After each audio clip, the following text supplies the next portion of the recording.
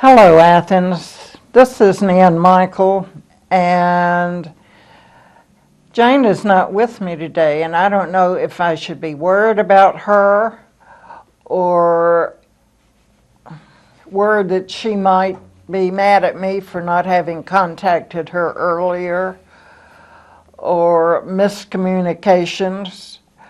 I'll miss my motor mouth because, as you know, I have word finding troubles. But I have a guest with me, Jim Chaney, who has done a number of video projects with me, including the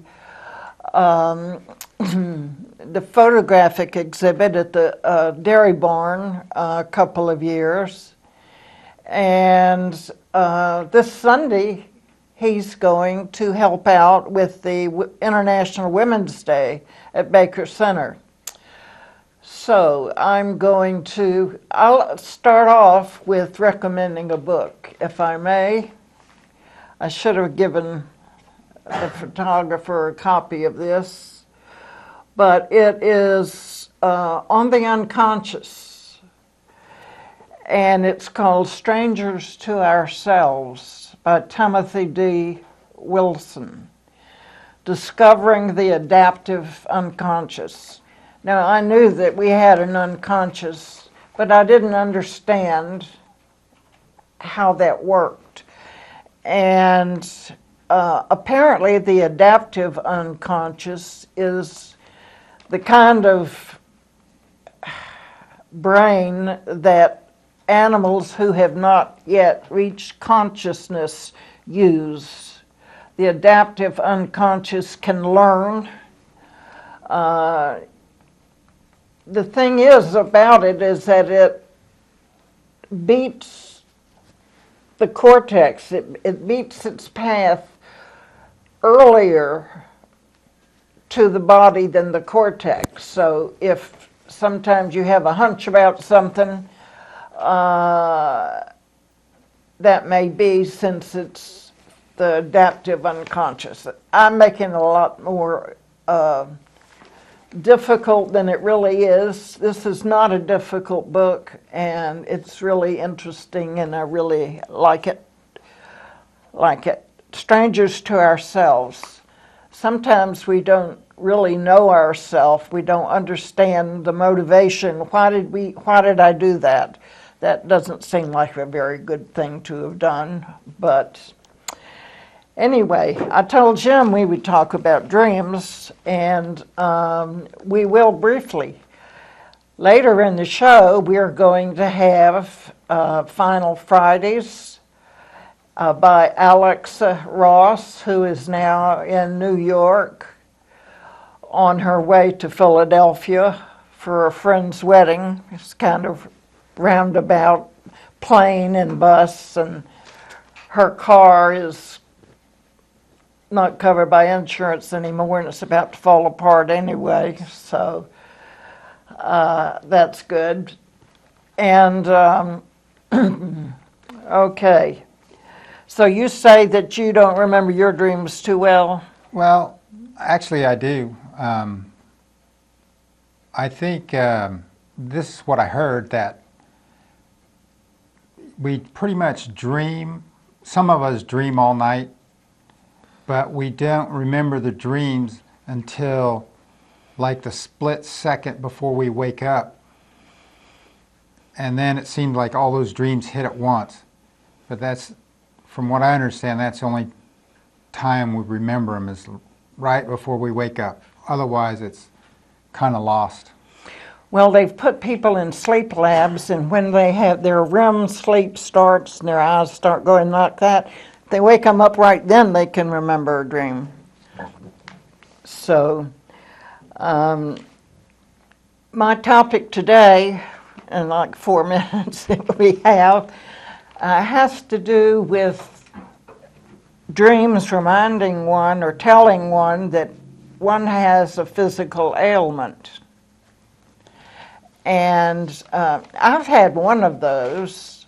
I dreamed that I was trying to go down an alley and it was blocked and I couldn't. And in my journal, I keep a journal, I wrote, maybe this has to do with a physical ailment. And 2 or 3 months later, I had to have a valve replaced in my heart. So I should have taken it more seriously. But certainly the adaptive unconscious can pick up cues from the body that something is happening. And someone asked Freud, oh, it was Jung, to interpret a person's, it was a surgeon, physician asked Jung what a dream meant that his patient had. She said, someone beside me kept asking me something about oiling some machinery. Milk was suggested as the best lubricant. Apparently, I thought that oozy slime was preferable. Then a pond was drained, and amid the slime there were 2 extinct animals. One was a minute mastodon. I forget what the other one was. And not knowing the patient, not knowing anything about her, Jung analyzed it, saying that the patient was having an organic problem, a blockage of the cerebrospinal fluid, probably due to a tumor. And that was correct. And so I went to a dream conference once, and when they were talking about this kind of thing, they were hoping that they could do a larger study and suggest that if you have a dream about this, you need to worry about that, and etc. But they haven't gotten that far yet. But they do have some symbolism worked out, some metaphors based on the body and based on appendages and based on the condition of a car. And one example is a woman who said, I see trees with branches and twigs covered with ice. From much experience working with dreams, I know that dreamers often liken their arms and fingers to tree branches and twigs. I realized that the ice limbs of my dream trees were a metaphor for my fingers, which were cold because of reduced circulation from a nerve injury. The dream image compared my cold fingers to ice-covered twigs. This metaphor symbolically pictured a literal physical sensation, and it warned me to do something to prevent further damage to my hands. What kind of dreams do you have? Are there repetitive dreams? I think most dreams, majority of the dreams I have and what I've read is just our subconscious kind of playing out things that happen to us during the day, during the week. Things that happen to us, and how about us, like our parts of our personality? Did you ever think about that? I probably don't. I try maybe to interpret the dreams of what they mean in everyday life. I don't know if I haven't been into it enough to think of personality or health or You body. don't write them down. Yeah, sometimes I do. You do? Yeah, but I have these weird dreams, like with demons, and You do or don't? do. Oh, Yeah, like- demons, okay. Yeah, like I people- can see why you wouldn't want to think about your personality. Yeah.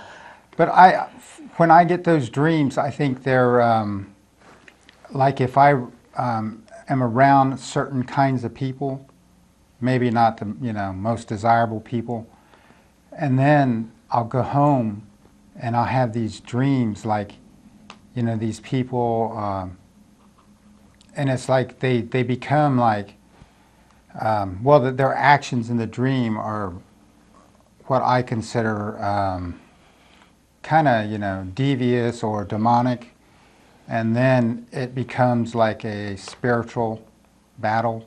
Oh, Like I'll have to me, they have a demon in them, and the demon is trying to get me, so I have to fight the demon in them. have to get them first. Well, I have to get the demon because it's not them. It's a demon working through them. Oh, So I have those, they're like spiritual. I say they're spiritual, because I look a lot into spiritual aspects of life. It's like it's more than just the person. There's something motivating that person to make them do whatever they're doing. And that's who I have to fight in my dreams. And it becomes real intense to where I'm yelling, I'm screaming at them. And so you confront them? yeah, I confront them, but I use the higher power creator, use him and use his name to negate the demonic activity in that person. But for it's just like it's basically people I run into, and maybe my spirit's picking up whatever negativity or whatever evil might be in them that's trying to get to me. You're unconscious. Well, most dream experts believe that we're all part of our dreams, that every figure in our dream is an aspect of us. And so I don't know, that might deepen your appreciation of some dreams. I kind of accept that as far as I'm concerned. But there's also an approach that says if you have something chasing you in the dream, that you stop and turn around and dialogue with it and say, what's your problem? Can I help you? Et cetera, et cetera.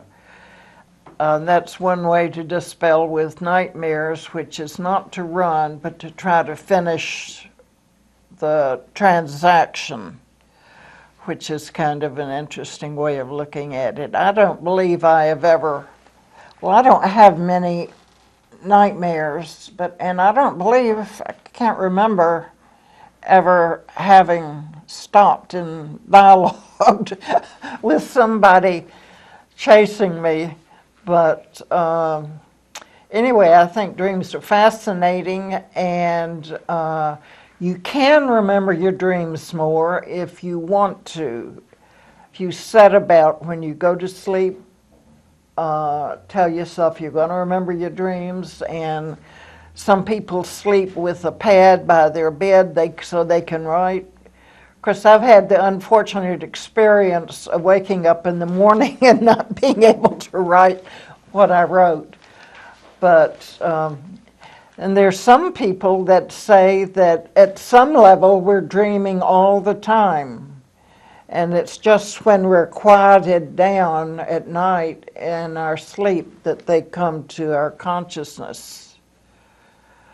And I can get with that because I can get images pretty easily by looking for them and looking for metaphors and things, what that's like. So, well, Jim, thank you for joining me and being my motor mouth. I got a few words in, I guess. Now's your time. You want to say something else? Oh, well, I did have a dream book for a while, and I would look up my dreams after I woke up. I remember once I was dreaming that there were like 1,000 little turtles out in the yard, and so I woke up, I looked in the dream book, and it said turtles represent frustration. And there's a lot of those that seem to be accurate. Yeah. Yeah. But I've since lost the dream book, and I kind of... I have a bunch. If you want to borrow one, I'll be glad to lend it to you.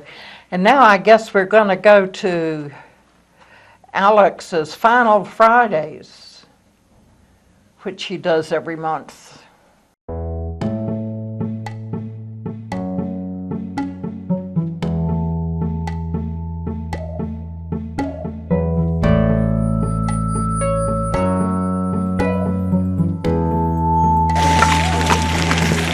Great folks are going 8 miles.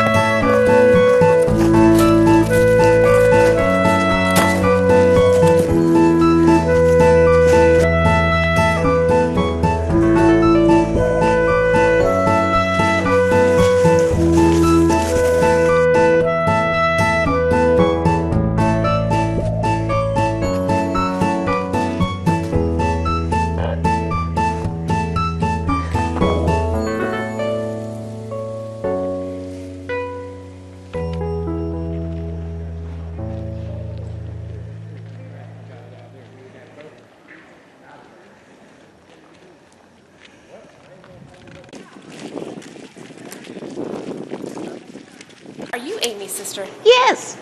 How do you know? I used to work for Ed and Amy. I used to live in the shack.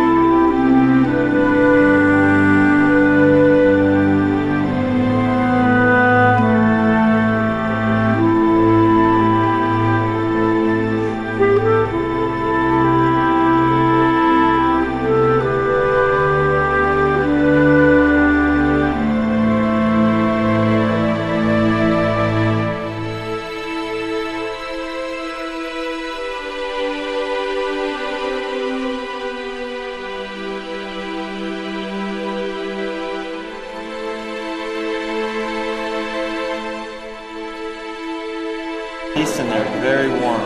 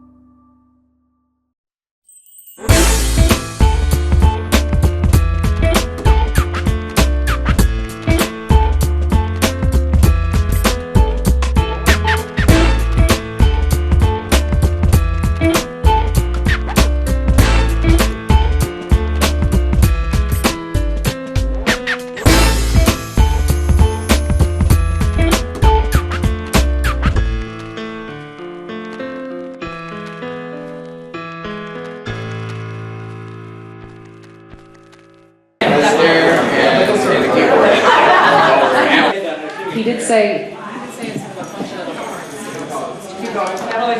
Sorry, tell me. Right now, and you say you're fine with everything? That sound check didn't have any vocals. Yeah. What you're hearing is basically stage one. That's what I'm trying to explain to you. So the drums and stuff, it's just a live play. The drums are on the ground and things out the the one mic there is I have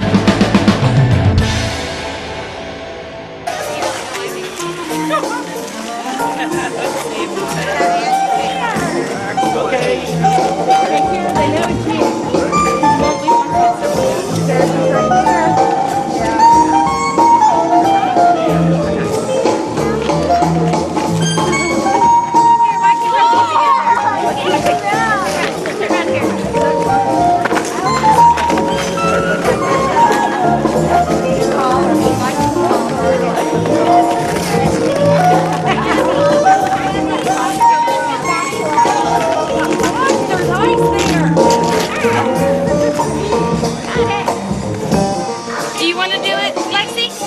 You dress it up.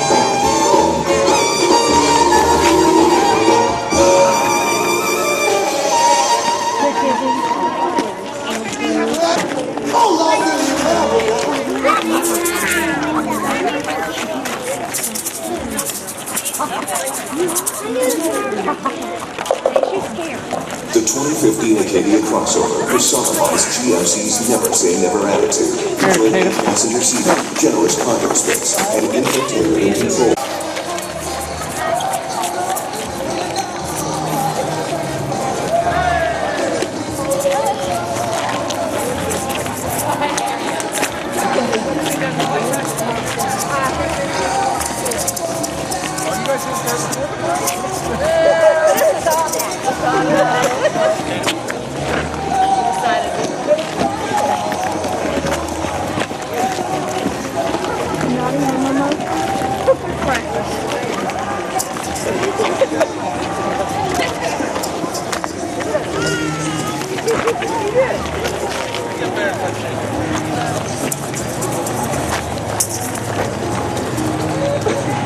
He's got a weird head thing going. He only has one arm that he can clap too. That's kind of scary. Let's go around the circle again.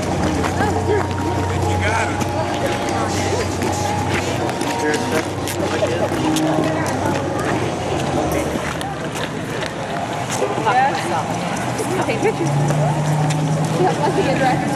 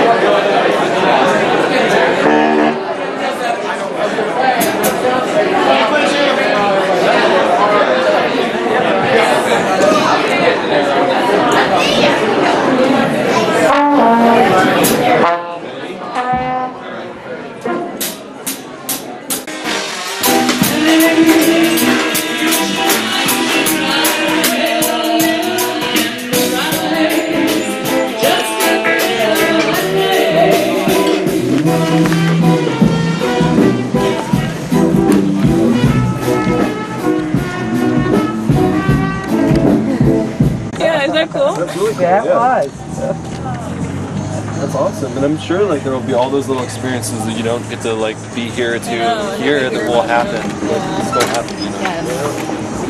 Hello. Hello.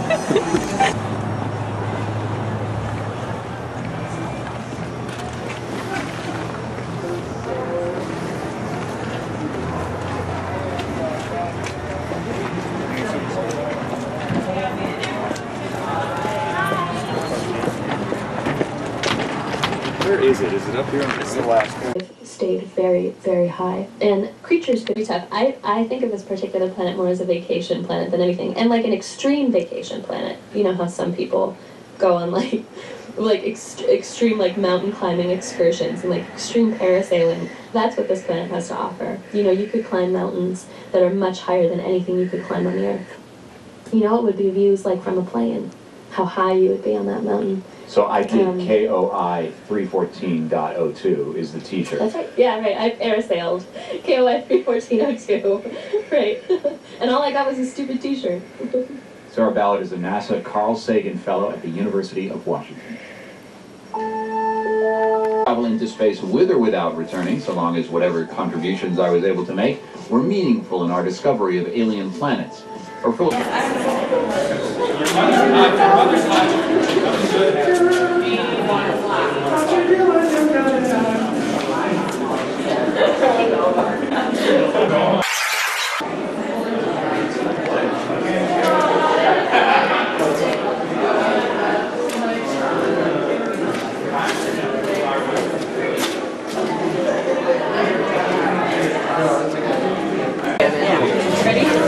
Okay, I have to grab something from the car.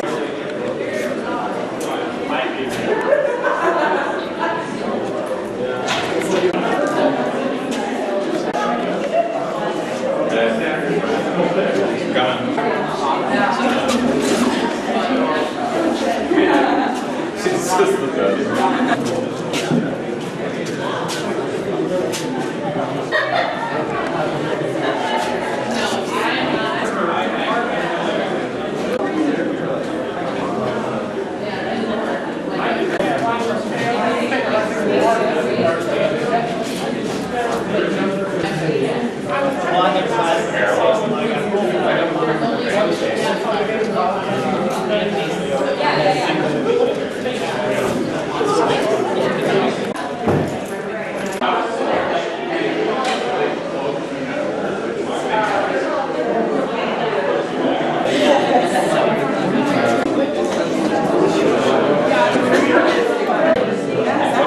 Public access. Because I was intending to, because it's, what's his name?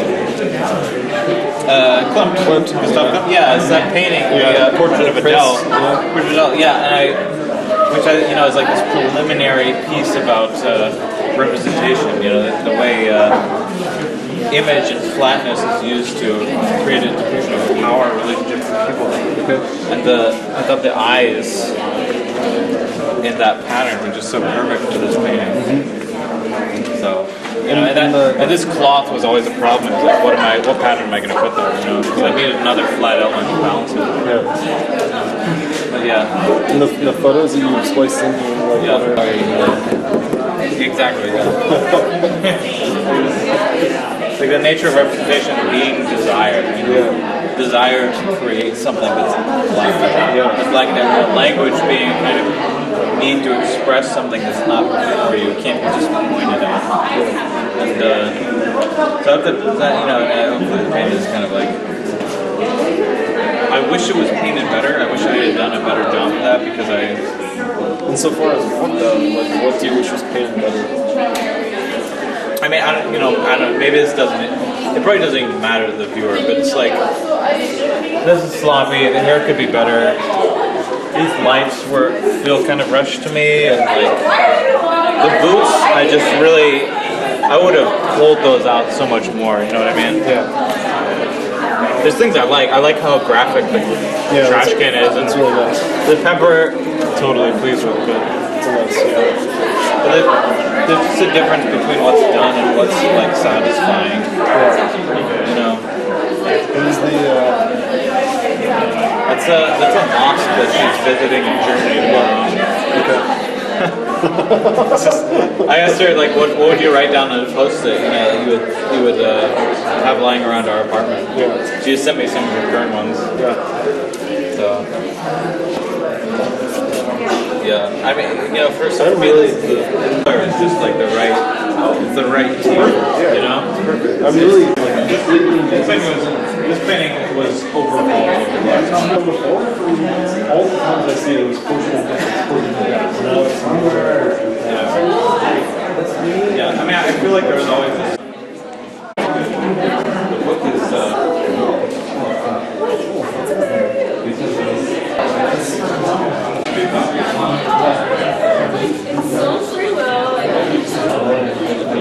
It's the only one that I know.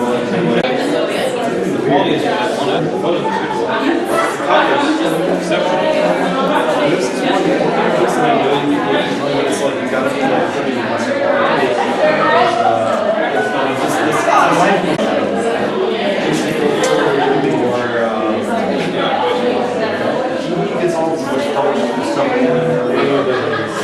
Oh, yeah. I feel like I read it. Yeah, it's in his book. He actually has an article about self-publishing. Like a simple voice. She asked me.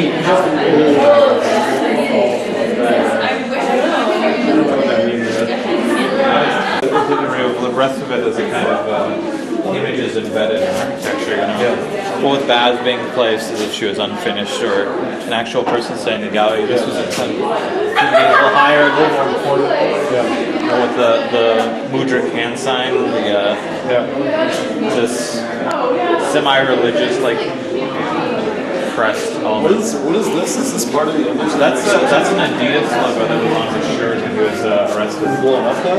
Yeah. No, it was extremely bright and large. But I mean, it's coming off from him to here. His shoulder extends like over here. Okay. Because more than half of his face, like this is more than half of his nose. Yeah. In shadow. Oh, I see that now. Yeah.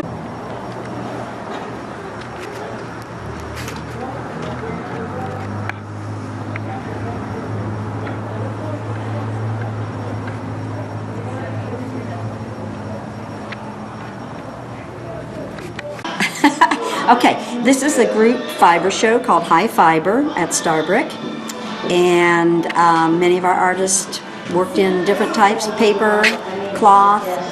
Take a look, you'll enjoy it. And next Final Friday, we're going to feature our wood artists. So fibers this Final Friday and wood next. So.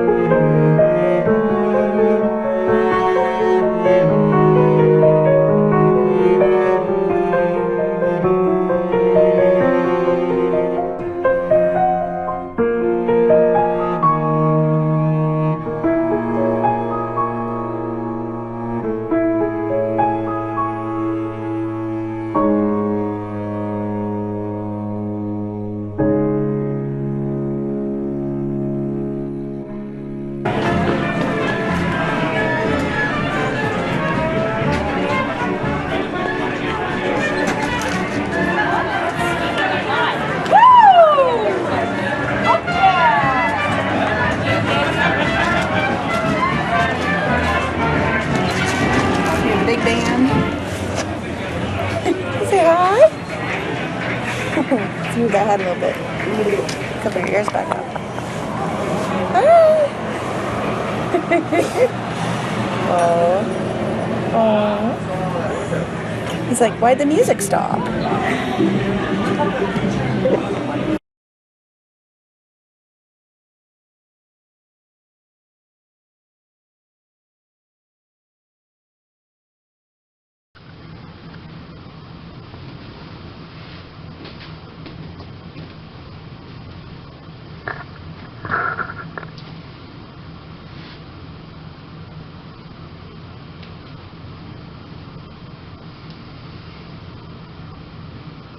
Oh, my legs are a little bit stiff.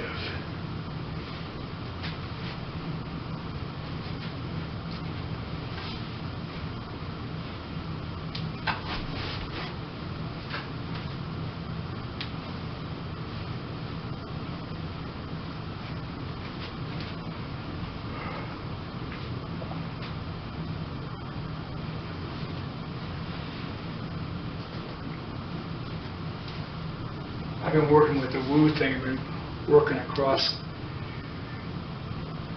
to accentuate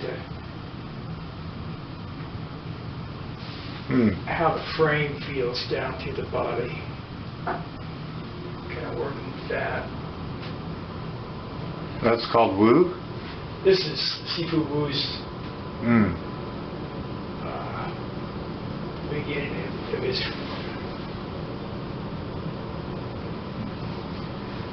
Or at least what it's become to after me doing it for all these years. And this is a yang form? Mm-hmm. It's a version that was being taught around Shanghai. And then he learned it actually in Sao Paulo, Brazil. Famous master there. I don't know how you pronounce his name. It's K. W. K. I think.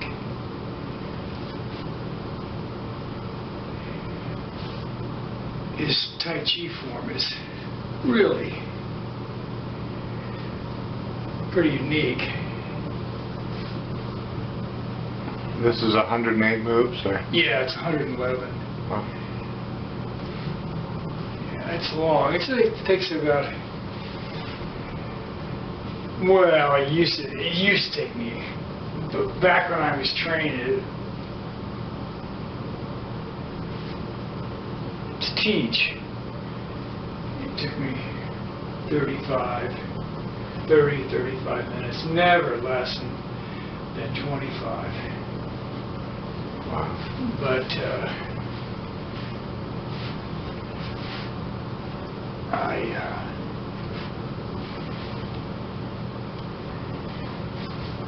I don't go that slow anymore. I work on combinations more now, trying to see how one move sets up the next one. And that kind of thing. Nice.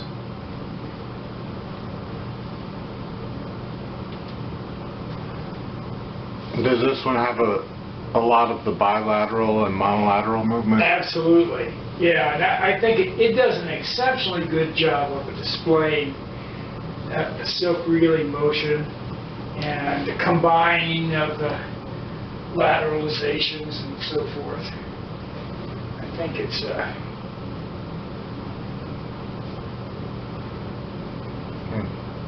very interesting to do.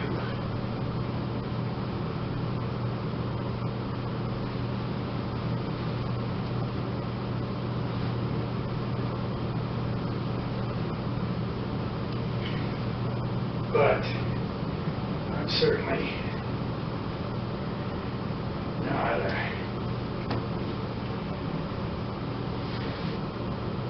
art practitioner. That's for sure. Seems like when some people do the form, they stay very into themselves, and some people go more out. I don't know what that difference is all about. There's, you know, the different kinds of approaches. They have big circle and small circle, and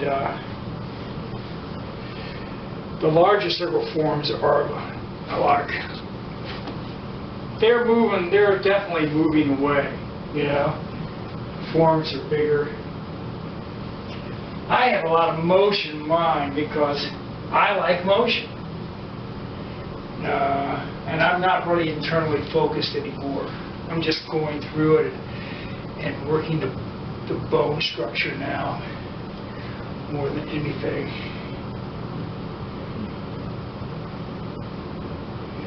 So mine has a lot of motion in it. It's a little soft, I think.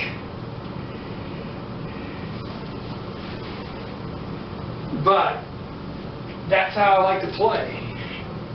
So it's just a matter of like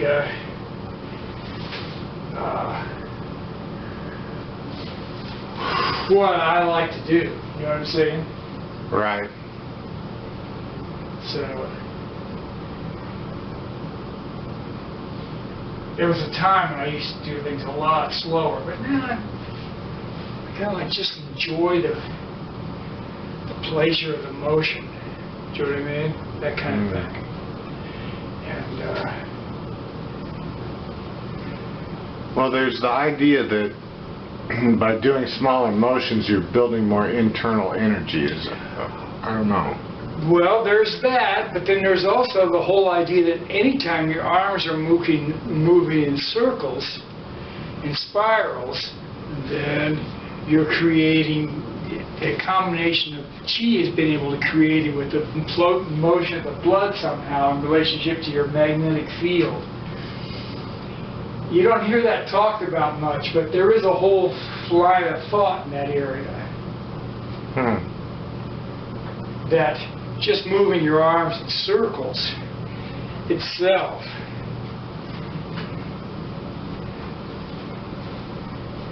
just that kind of motion itself is enough to generate chi along with the breath.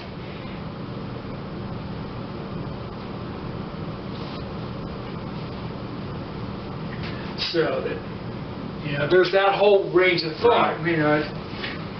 I don't. So you're energizing the muscles, you're energizing the body through the.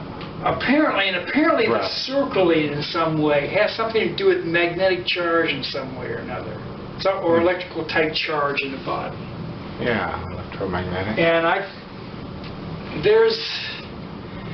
the body's made out of all these spiraling motions all the time.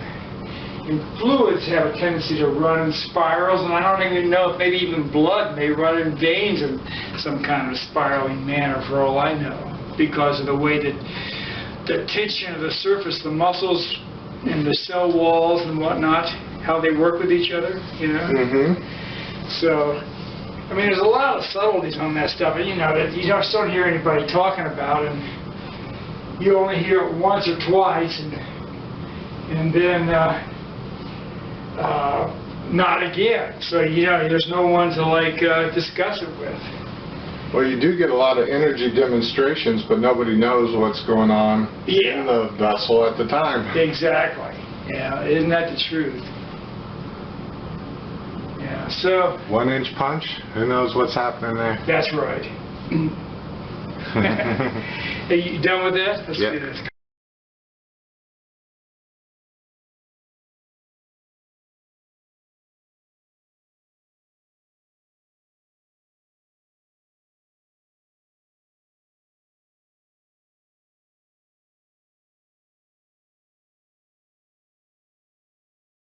All right. Well, I really enjoyed those shots, and it was nice to see my old friend John Cook again doing Tai Chi. He has some new steps there, and he emailed that to me, and I was delighted. So maybe we can do this again sometime when Jane gets over being mad at me or gets better or whatever happens. I think I told you goodbye too soon earlier, but this will be really goodbye to Athens and to Jane, who never watches Kaleidoscope, but maybe she'll be curious today. So long. Bye-bye.